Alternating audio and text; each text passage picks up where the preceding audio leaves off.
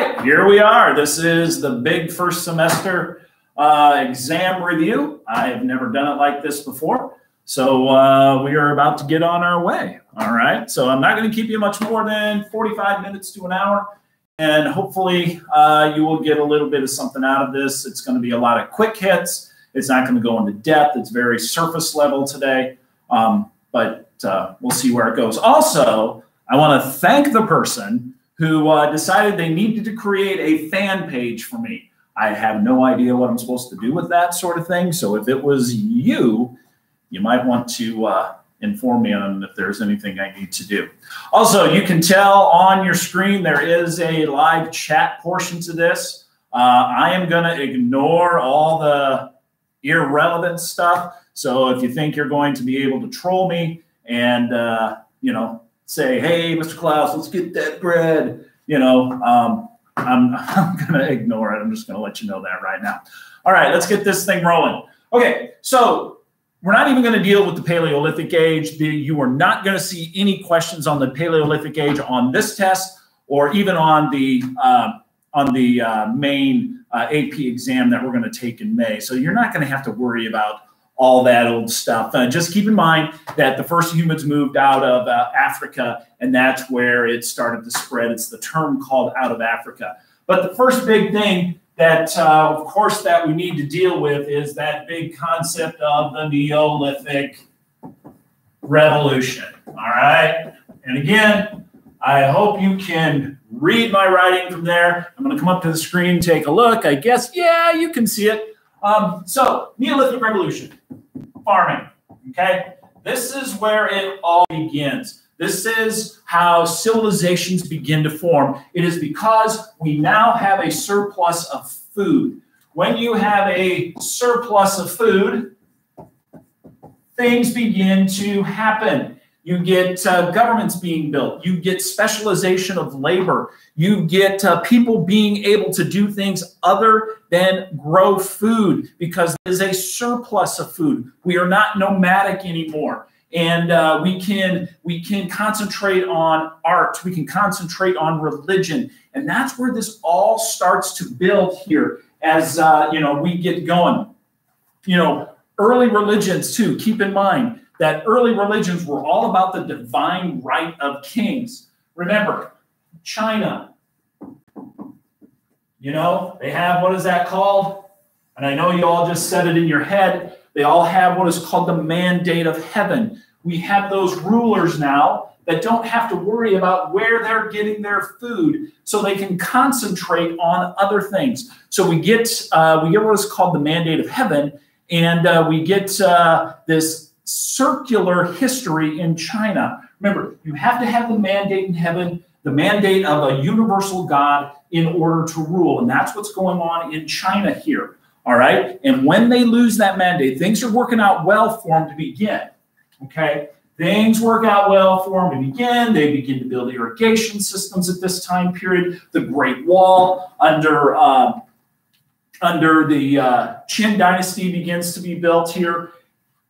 And you have that early formation of civilizations being built. And then, of course, in China, you're going to end up getting chaos, famine, and then they're going to lose that mandate of heaven. And then we have a new dynasty moving in. And that's just a real quick hit about how important religion is. Keep in mind with the pharaohs, too, of Egypt, they used religion to control society. Remember, the Epic of Gilgamesh, and in Babylonia and Hammurabi, all those guys, they used gods to say, hey, if you do not do as I say, bad things are going to happen to you. And we see that all across religion here. We see that in Hebrews with the Jewish practices. We see that in Zoroastrianism. We see that in the polytheistic religions of Egypt. We see that in Mesopotamia with Hammurabi. Remember, Hammurabi got that first code that says, if you steal from a neighbor, if you steal from a friend, if you kill somebody, if you hurt somebody, the punishments are going to be severe. And they say this because this is what God has told them to do. All right? And remember, in Hammurabi's code as well, it's very social system oriented. Rich people weren't punished as hard as lower level people. Okay, slaves were punished harder than free people. Men weren't punished as hard as women, maybe. It's a very patriarchal society that we are building due to the idea of farming here. We start to see these organized religions being built here. We start to move out of animism, and we start to see more of the ideas of monotheism here, but we'll get that here in a little bit. Okay, so keeping in line with our Neolithic Revolution here ideas, we have the areas that where the Neolithic Revolution happened first. We have the Indus Valley, that's in India. We have the Yellow River Valley, that of course is in China. We have the Fertile Crescent, that is in the Middle East. And then of course, later on, we're going to see it happening in Mesoamerica as well. With the Neolithic Revolution, guys, keep in mind, farming, the same patterns of farming happen all across the world. The same similar things happen, but they happen at different times. Sometimes they are 2,000, 3,000 years apart. They do not happen all at the same time, and they do not all have the same crops, okay? That is very important because I think kids tend to think that the Neolithic Revolution happens at the same time everywhere across the world, and the same crops and animals were domesticated worldwide. But we know that's not true. It is very, very different across the world. All right, I'm going to take a look to see if there's any questions that you have. Please ask if you do. I don't see any here that are coming up. So let me take a look at my screen here. Thank you, Aiden, for that. Okay. Michaela, to answer your questions, how many questions are on the midterm? There's only going to be 30 multiple choice questions, but also keep in mind, we are doing 3 short answer questions, and each one of those short answer questions have 3 pieces to it. So you will be answering 9 different questions, and that'll take about 40 minutes as part of our test taking process. Okay, as I said before, after the Neolithic Revolution happens, we have all these river valleys and all these civilizations being set up. We have specialization of labor happening. People become artists. They become priests. They become, some are still remain farmers. Some become iron workers, artisans, or artisans. We have warrior class being built here. We get the development of elites. We start to see this happening in various areas of the world. The idea of a social class system. And of course, this is something that we see all the time throughout this class. We see this happen in India. We see this happen across, feudalist Europe. We see this happen in Mesoamerica too. So, keep that, kind of in the back of your head. It's all about the patriarchy. It's not about the matriarchy here. It is about men. They rule, okay? I'm not saying girls rule. That's not true. But in this particular instance, men are always the top class. And of course, you have wealthy. You have a very wealthy class, a very ruling elite. And then you have a very poor class there as well. Remember, things that are being invented at this time, you have pottery. You have iron plows being invented. The wheel is coming up here. So you start to see these civilizations being built across the world, especially in these areas here. All right. Culture plays a huge part of it. Religion plays a huge part in these early civilizations. Remember, in Egypt, you have pyramids. In, Mesopotamia, you have the ziggurats, all right? These here, yeah, they're really cool buildings to look at. They represent monumental architecture, but it also shows that you have a slave class here because slaves build these. Remember, slavery at this point is not based on race. It is based on who you conquered and who you beat in a war. All right, it's not based on skin color, so much religion. It's just that I conquered you. You are now my slave. So that's how that works there. Also, the pyramids and ziggurats show the power of the state, that the civilization, the government, can build things like that. They can get things done. You start to see in these early civilization irrigation systems. You start to see sewer projects. You start to see streets and roads and defensive walls being built. Also a part of this culture, you see early writing, cuneiform or cuneiform, however you want to pronounce it, hieroglyphics in Egypt, pictographs, alphabets, things like that are starting to be developed because people have time. They don't have to be looking for food anymore.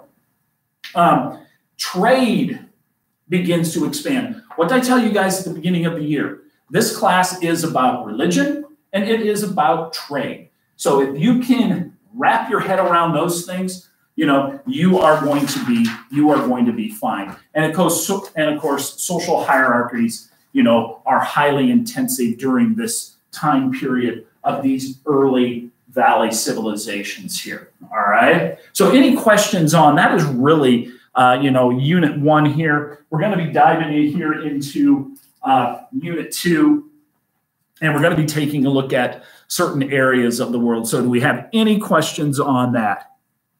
Okay. One of the questions that comes up is, how does early trade play in the founding of these civilizations? That's a great question, Arshan. I want to thank you for that. Trade is very, very important here. It's very regional. So trade in these early areas, and again, you have to remember my drawing is not that great here. So here you have, this is China, all right? For tonight's purposes, China is a square, all right? Remember, we're not doing long distance trading. We are trading within our own areas here. Just back and forth trading going on, okay? Once the wheel develops and modes of transportation, then you start to see this early formations of, Silk Road trade here, and to start to see the contact with other civilizations, all right? Because if you can trade, you're bringing in some wealth, and that helps your power base, that helps your elites grow stronger and stronger, and you become a very wealthy nation at that. So that helps civilizations build. Again, thank you for that question. That is something that's very, sometimes it's very hard to understand, all right? Thank you for that. All right, so let's move on into, unit 2 here. And unit 2 is that area where a lot of kids tend to struggle. And because you don't understand the Roman Empire, you don't understand Han China, and that's very important to areas to, begin to understand. All right. So one of the things that we have to, the question that we have to answer is, how did religions help strengthen political, economic, and cultural ties within societies? Okay. So let's think about what Confucianism does for China. Okay. That's where we will start. So we have Confucianism. All right. Now, in your head, quickly, just what do you remember about Confucianism? Okay. What was its purpose? Confucianism comes out of a time period of what is called the Warring States in China. And I know that was on one of your graphs. What are the Warring States? That was a constant question I had to answer.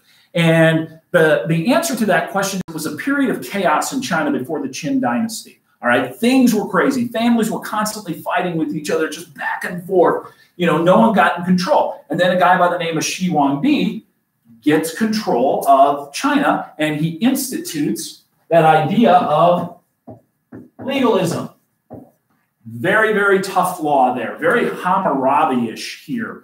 An eye for an eye and a tooth for a tooth, man. You don't mess with Shi Huangdi, because if you do, you're going to have to answer to that legalist ideas. But Shi Huangdi, of course, he's crazy. He thought he could live forever. So, he got with a doctor and he says, "Hey, doc, I want to live forever." The doctor says, "Well, here, take these mercury tablets. That'll help you, live forever." And of course, Shi Huangdi is just popping those things like candy, like me when I meet my milk duds over at my desk. I'm just, know, just doing one of those types of things.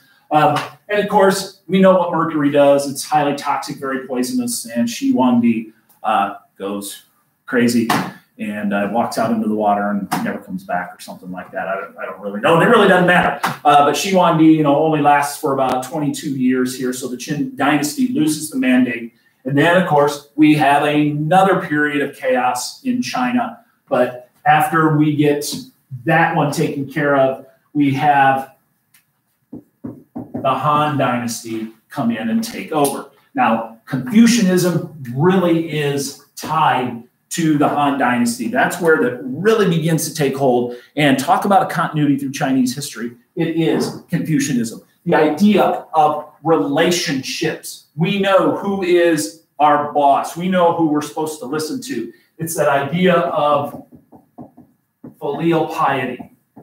Okay? It's that idea that you have to listen to your leader, then you have to listen to your father, and then you have to listen to your older brother, so on and so on and so on and so forth. Very patriarchal too, male-dominated here, all right? And later on, we will see where Confucianism kind of goes away for a little bit, just a little bit, when Buddhism comes in under Empress Wu, all right? But Confucianism, filial piety, is one of those things that are very, very important in Chinese history, okay? We got the Han, we got Rome, all right? College Board loves to compare those two. And one of the things they love to compare is that they are both very centralized governments, all right? That means the power rests with one or two people, an emperor or a Chinese emperor under the dynasty cycle here, okay? They don't like to spread the power out too much here, all right? So you have that going on. Rome, again, they're known for their government, of course, their roads, their architecture. And again, my spelling is going to be architecture, very terrible. If my mom is watching, sorry about that, Mom. I do apologize for my spelling. We got that. Centralized governments. All right. These areas of the world, the Han and the Romans, get very, very big. If I can stretch my arms out a little bit, this looks really weird when I'm looking at it. Woo! It gets very, very large. And remember, Rome has a great, great military, and they spread all across Western Europe, Northern Africa. They build these roads to move people, all right?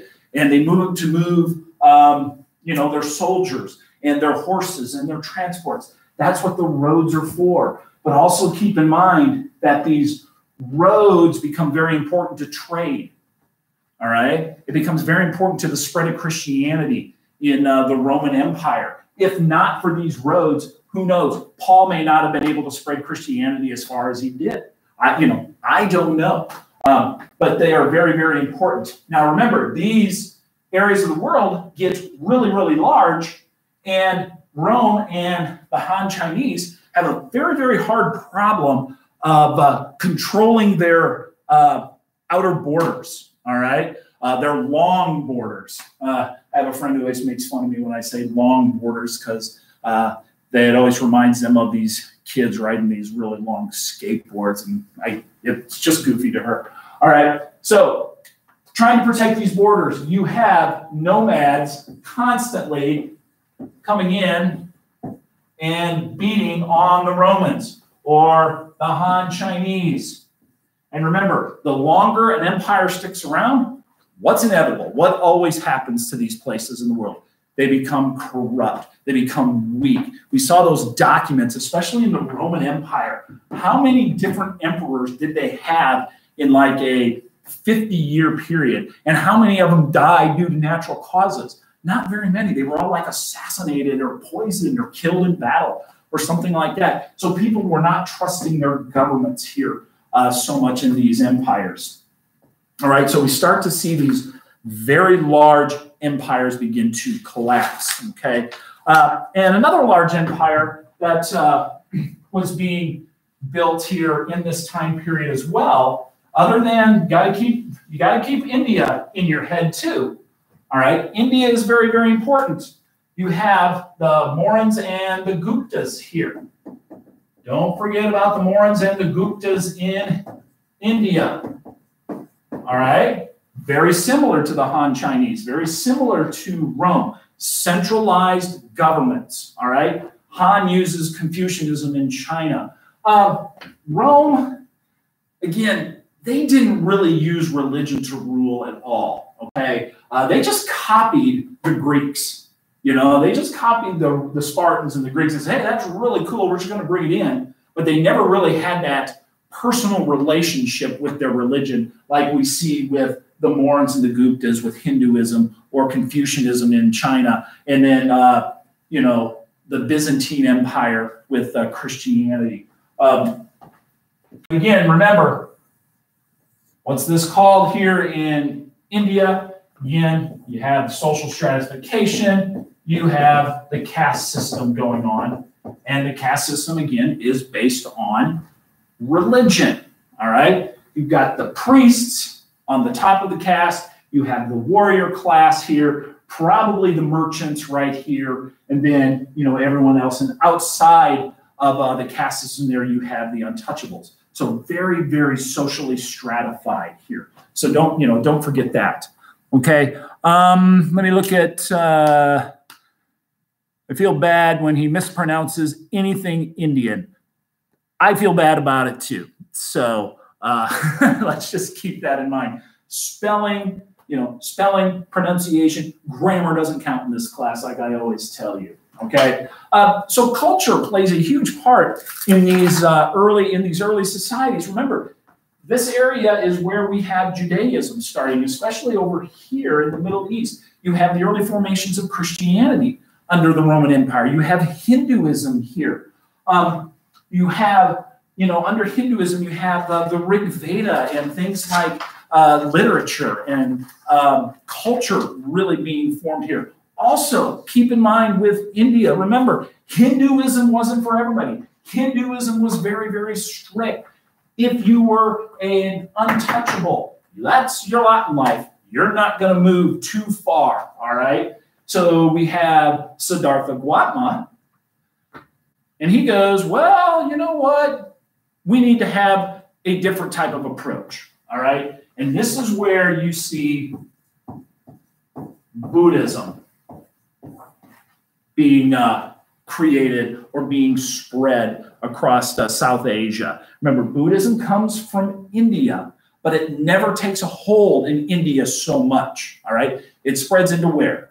Yeah, that's right. I know it. You said China in your head. Very, very good. And it really moves into China and into East Asia, over towards Korea and Japan as well. All right. So Buddhism is that idea that is what is called a universalizing religion.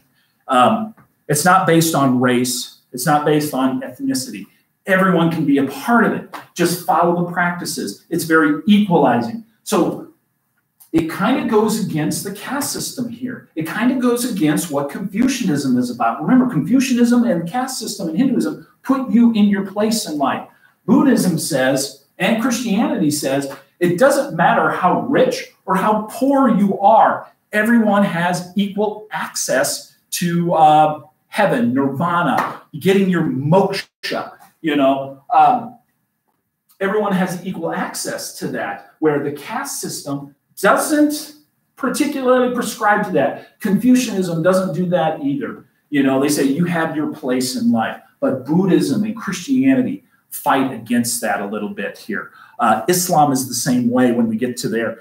Very universalizing. Anyone can be these religions, and it's not based on race. It's not based on the color of your skin or anything like that.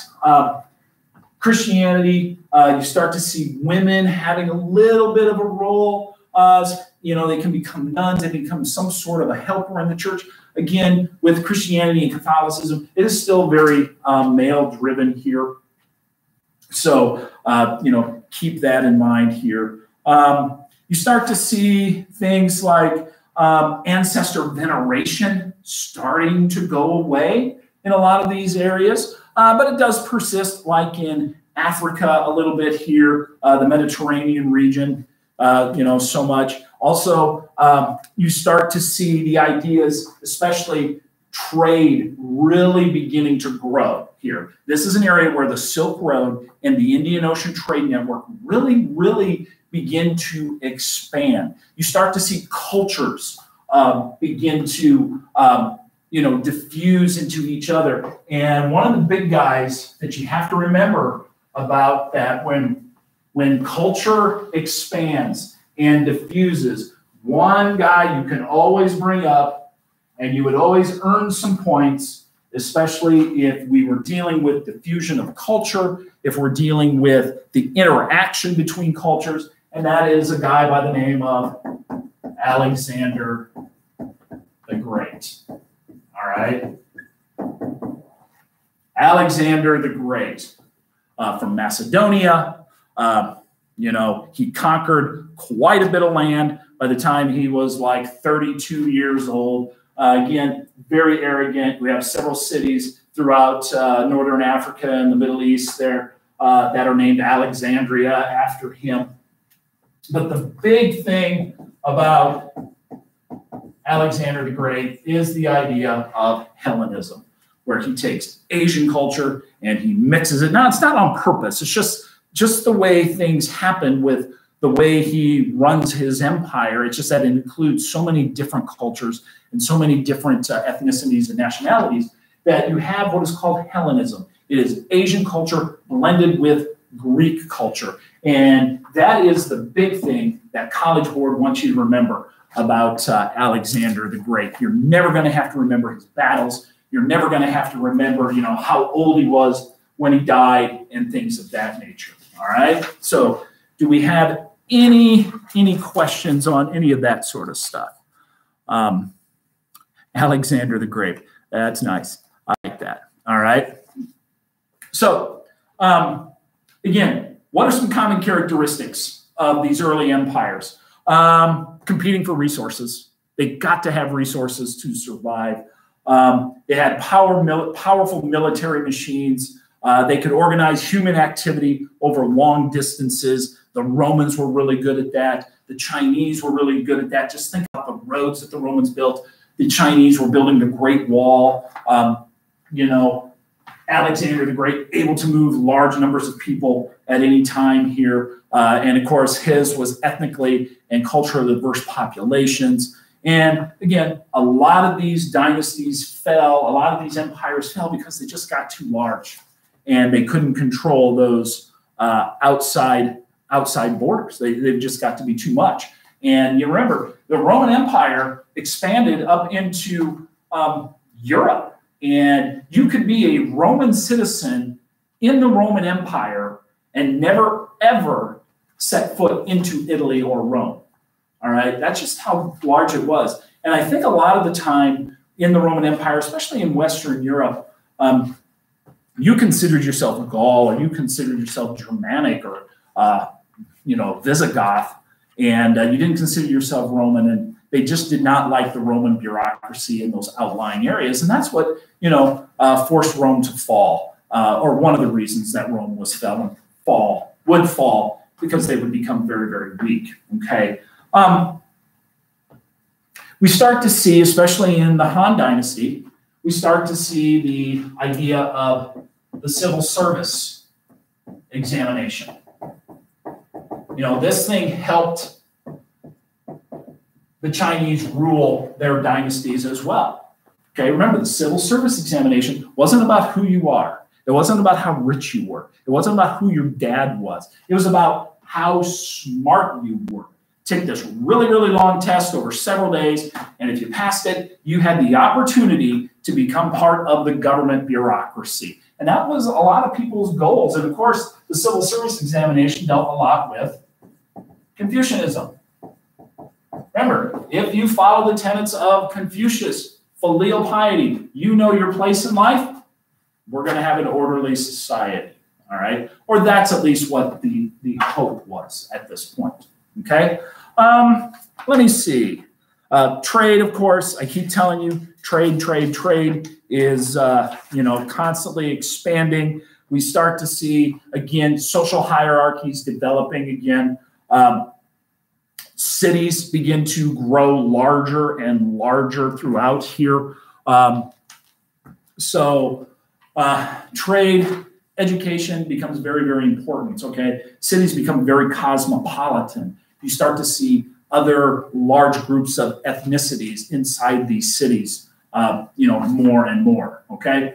I'm trying to think of some things that are, that I haven't already talked about. How did they decline? Threat of invasion, lack of resources, famines are going on, political corruption, all across the gamut in these three big empires that we're dealing with in this time period. All right. So that kind of brings us to the end of Unit 2. I know we just kind of hit it hard, we hit it fast. And again, you guys are going to have to do the studying too on your own. I'm just trying to hit these big points before moving on to the next one. All right. So any quick questions on this? Let me see. Religions aren't some people believe in this. Okay. So that's where I'm going to leave it there. So apparently there's not a whole lot of questions on Unit 2. Again, remember, you are going to have a short answer question over Units 1 and 2 together. So it can deal with anything that I have just talked about. Political administration, how do these governments maintain control? How do they get control? How do they maintain control? How do they lose control? How does the Neolithic Revolution add to the growth of cities, growth of these empires? These are all fair questions that can be asked here, all right? So, we good on that? I'm hoping so, because I'm not getting any feedback on it. So I see a lot of questions, I see a lot of comments, but nothing really, any questions here, all right? Again, if y'all don't ask questions, real questions, you're not trying to pass the test. Thank you, Seth. I do appreciate you being professional and being, very studious and helpful to your, other classmates. Very avidish of you there, Seth. I do appreciate it. Okay, so let's deal with period number 3. And this is where trade really, really takes off. And it's due to two civilizations here, all right? So, but let's talk about the trade networks of the area. Of course, we have, Unit 3 is 600 to 1450. Of course, we already have the Silk Road. The Silk Road runs from China all the way to, Rome for the most part. Remember, it's overland. It's land-based trade. And then we have the Indian Ocean Trade Network. Indian Ocean Trade. And we know that the Chinese are really good with the Indian Ocean trade.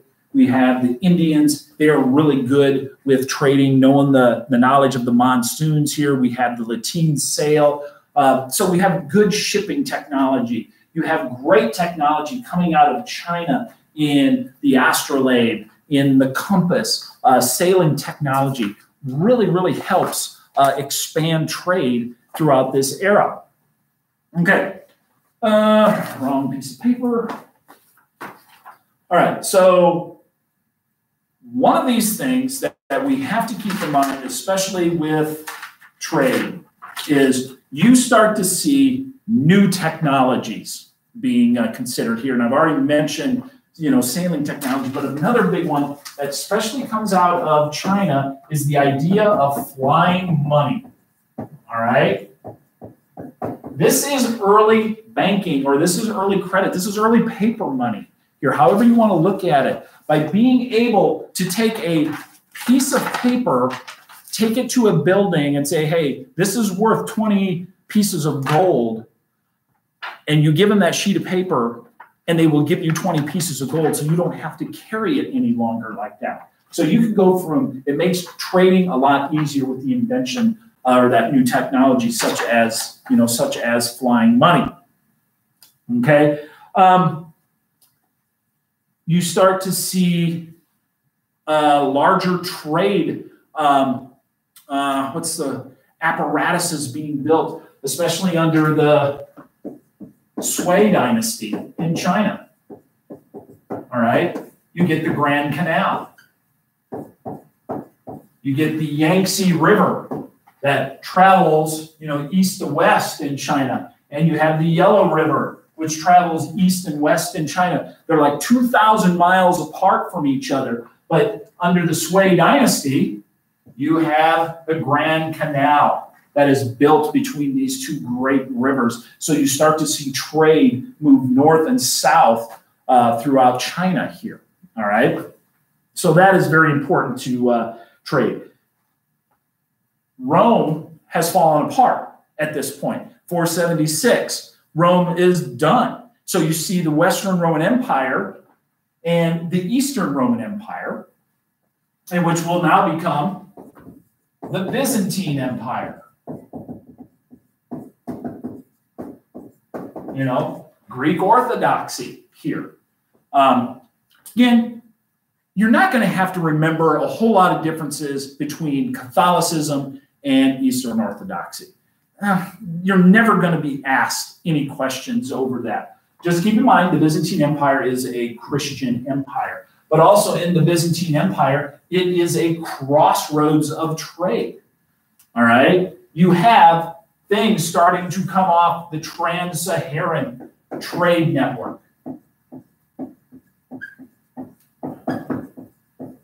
Trans-Saharan trade starts to come up through the Byzantine Empire, and it goes through the Byzantine Empire, and then it heads this way on the Silk Road. So this empire here is very, very important to trade. If you can access those trade routes, you yourself as a merchant, you yourself as a smaller country might become very, very, very important here. Also, in this time period, you start to see more and more people move around. The Vikings, sailing technology takes them all the way to Nova Scotia, all the way across the Atlantic Ocean for the first time. They get to northern Canada, and they're always looking for farmland. The Vikings are. They get there and they go, there's just way too much snow here. It's not really good for farmland, so they really do not stay there. But they move into Eastern Europe and into Russia. Remember, the word Rus, R-U-S, means the people who row. Remember, the Vikings are big with their long ships, and those long ships, you have to have rowers. So the Vikings expand all across Europe at this point. So we start to see this huge cultural diffusion going on, along with trade and religion being spread here. Also, the two big ones when it comes to trade, the two big players in this time period, you have the Muslims. That's where we're going to talk about first. This is where Muhammad, gets his the Quran is revealed to him.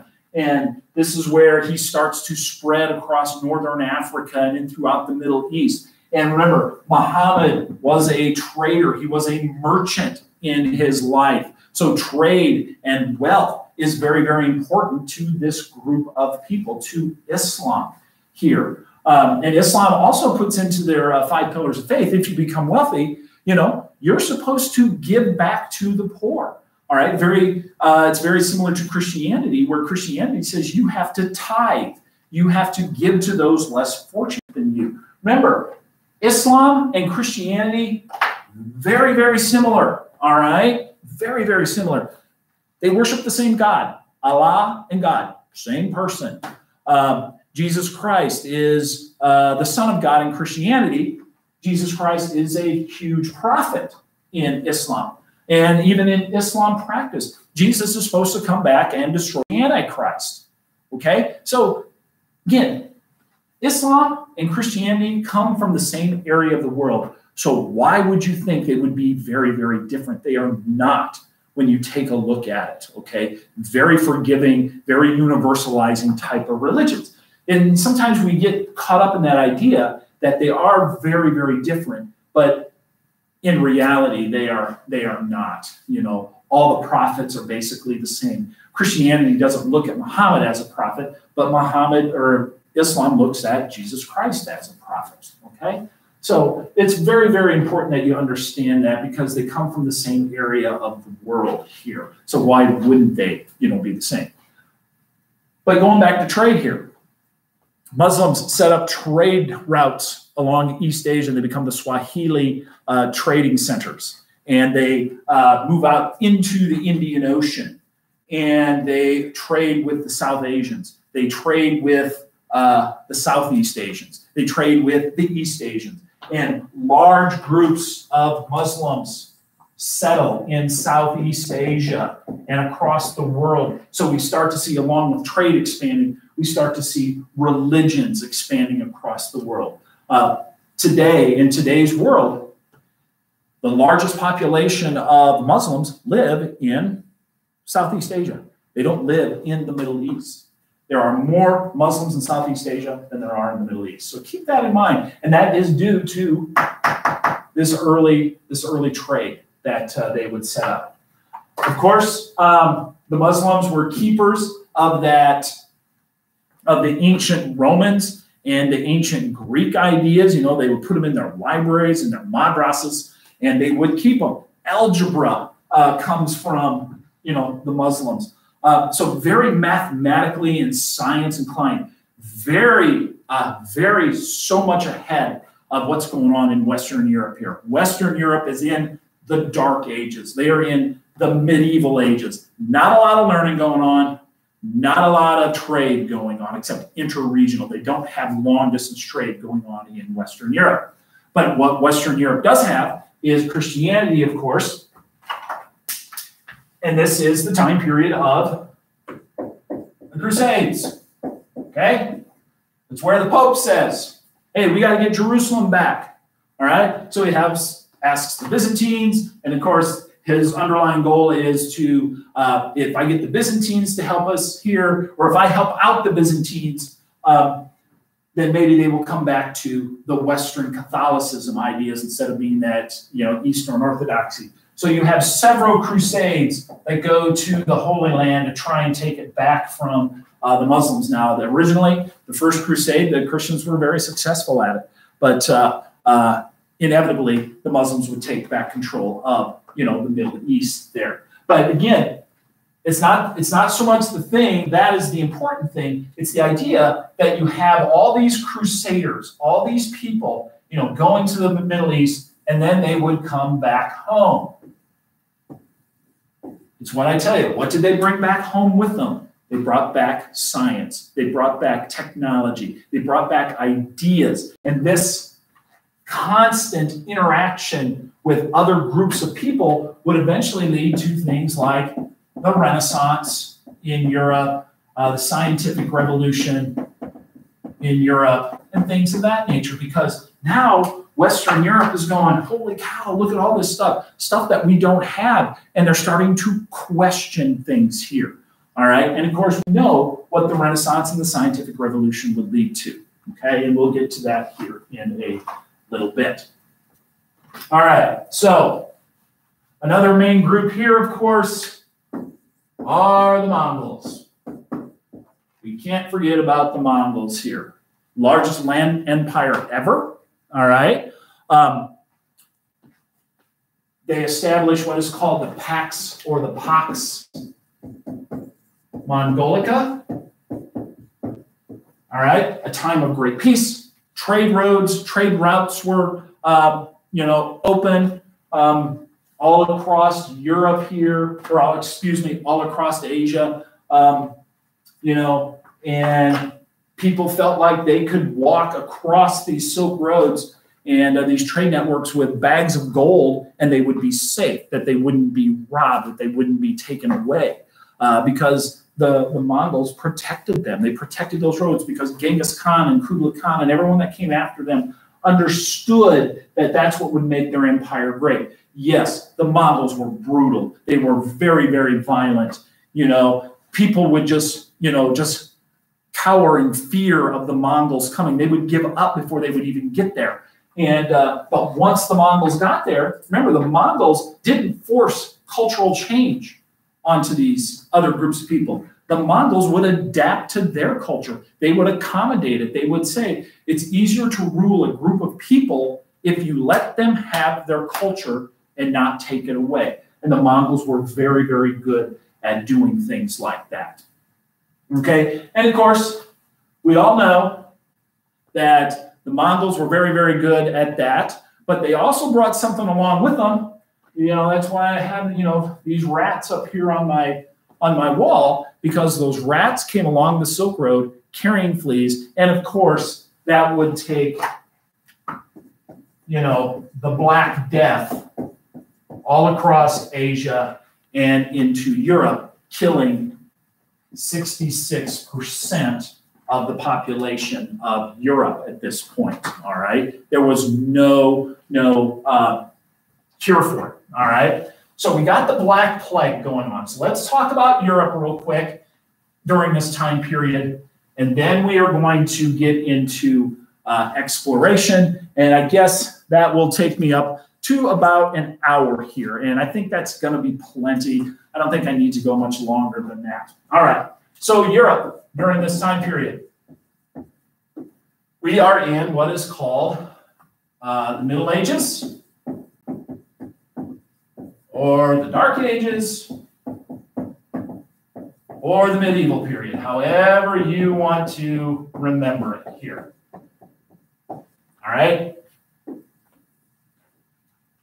Europe is very fragmented. It's not like we know it is today. It is not about the ideas of France and Germany and England and things like that. It's just very, very fragmented. And it's every little area is under feudalism. You know, you have your king, you have your nobles, knights, and peasants, everyone else. And remember, you're obligated to do something for the person above you. Remember, the Pope is the one who gives the king legitimacy here. All right? You are responsible for someone above you. Very filial piety-ish there a little bit, I think. So this is how Europe is set up at this time period. It's not a great system, but under the Western Roman Empire, it works. Okay, you have an emperor, and the first one, you know, is Charlemagne, and this is how we set things up down here. It's to protect them from attacks from like the Vikings or the Magyars or the Visigoths. You know, it's to help protect them. But again, feudalist Europe is all about knights and chivalry, and there's not a lot of education, you know, going on per se. If you are being educated, you're upper class, or you are going to be a leader in the church somehow here. But when we talk about this here under this feudalist age, people will go, "How did feudalism fall away?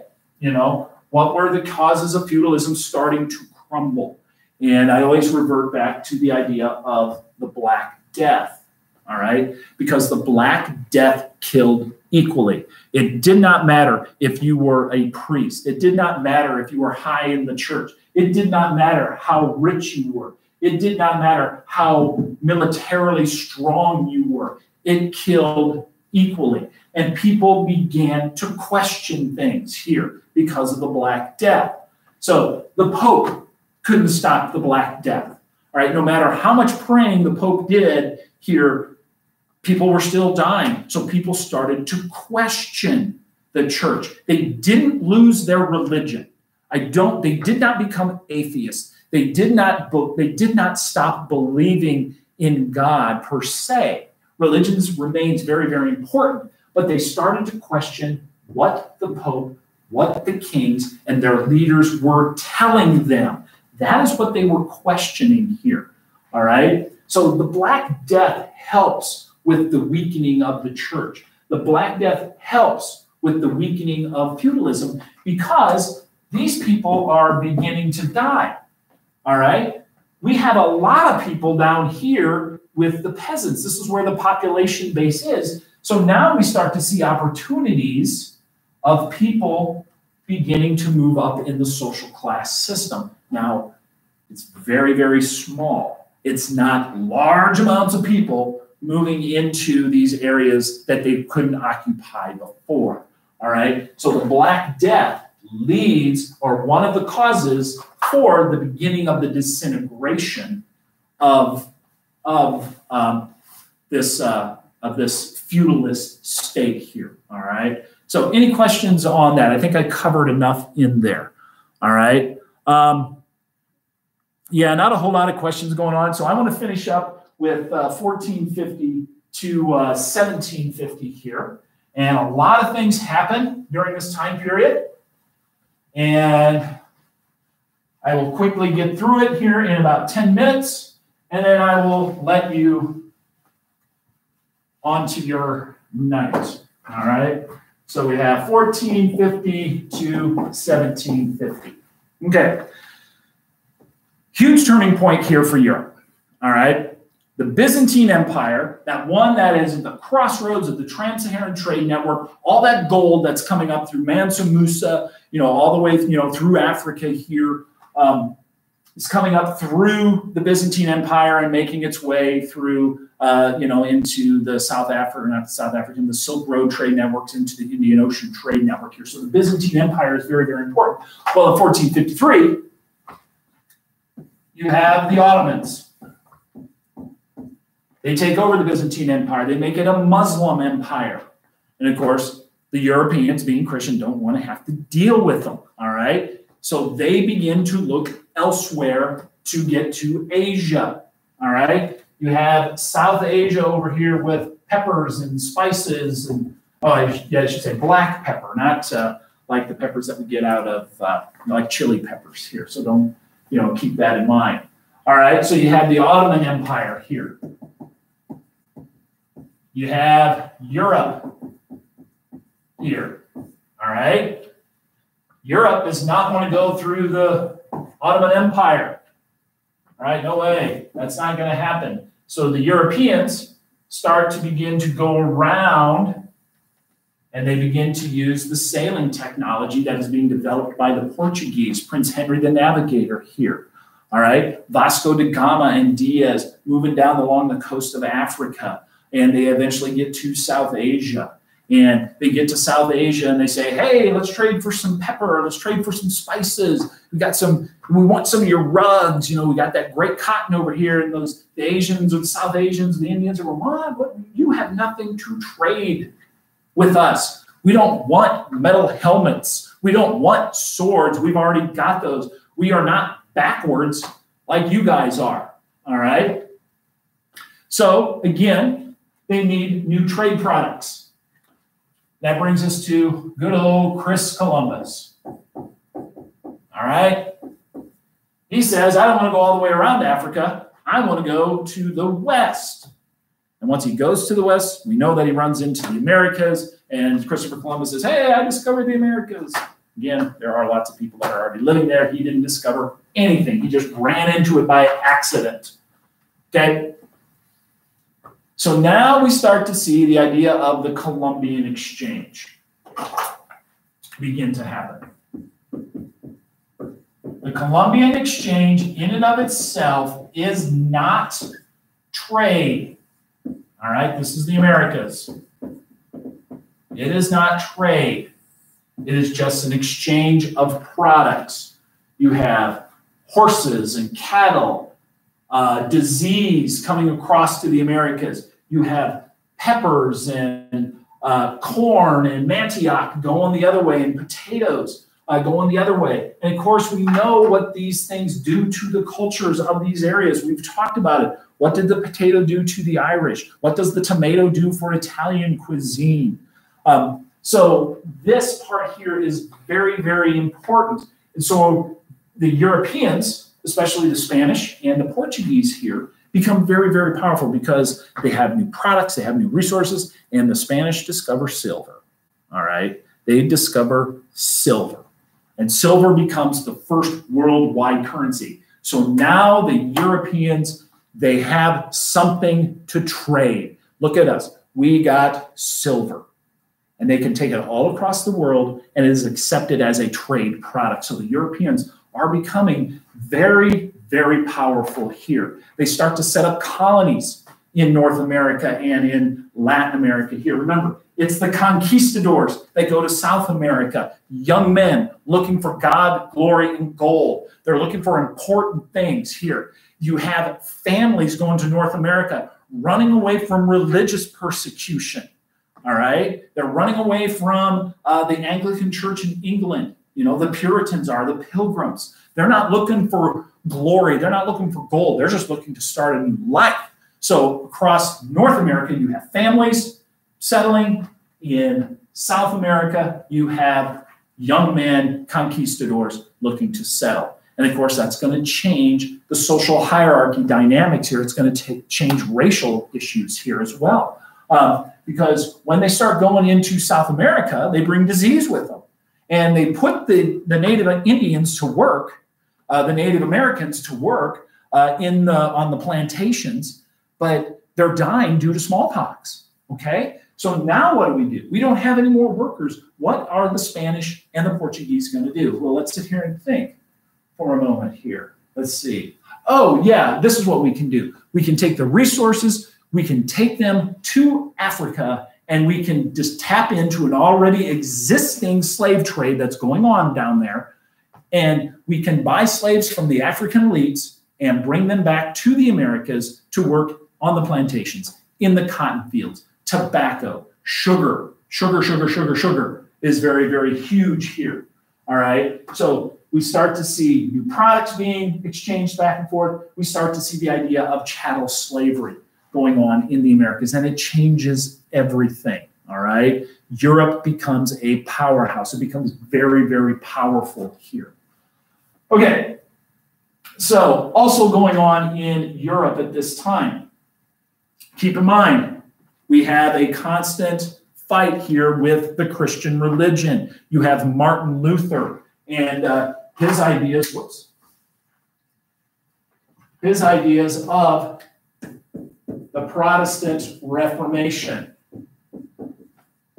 Okay? Remember, he didn't like what the Catholic Church was doing. He says, what? A fast pass to heaven in these indulgences thing? And all you're doing is raising money to build St. Peter's? He says, no, you get to heaven based on faith alone. You don't get to heaven by paying these indulgences. All right? Indulgences. All right? And of course, that sets Europe on fire here a little bit. You have the Catholic Church fighting back with what is called the Counter-Reformation. You have, the Protestants saying, no, it should be like this. So you start to see countries fighting each other because of religion, and it becomes what is called the 30 Years' War. All right? And the 30 Years' War, again, lasts for 30 years, starts as a religious war, Catholics versus Protestants here. But at the end of the 30 Years' War, you get what is called the Treaty of Westphalia. All right? This is very important because the Treaty of Westphalia sets up modern-day Europe. All right? This is where Germany and Prussia and France and England all really become into existence. The Treaty of Westphalia says you can choose whatever religion you want to practice, but that has to be the religion of your country here. That is fine.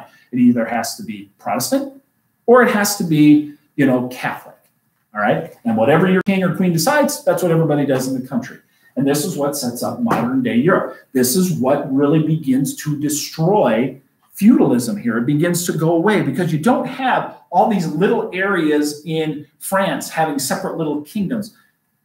These kingdoms are now starting to come together under one in certain areas of the world here. So feudalism starts to go away. You start to see the beginnings of the formations of professional armies here. All right. Remember, Prussia was constantly being beat on here. They are the ones that formed the very early professional paid militaries in Europe. And this is the beginning of the formations when we get to the 20th century, that modern militaries are formed off of this basis here. So here, in a sense, and I'm going to wrap it up here real quick here because I've kept you way too long tonight.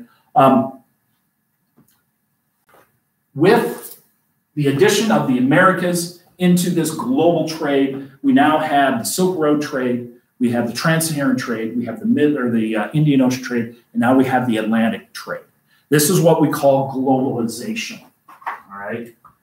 A very huge concept that we have to make sure that we have a good grasp of from here on out, that the world is now connected, whether it's through trade, whether it's through religion. It is the diffusion of ideas and its constant interaction in the world here due to Christopher Columbus coming to the New World, the addition of Africa here with the constant, the Atlantic slave trade, Europe being able to trade with South Asia now and into China, okay?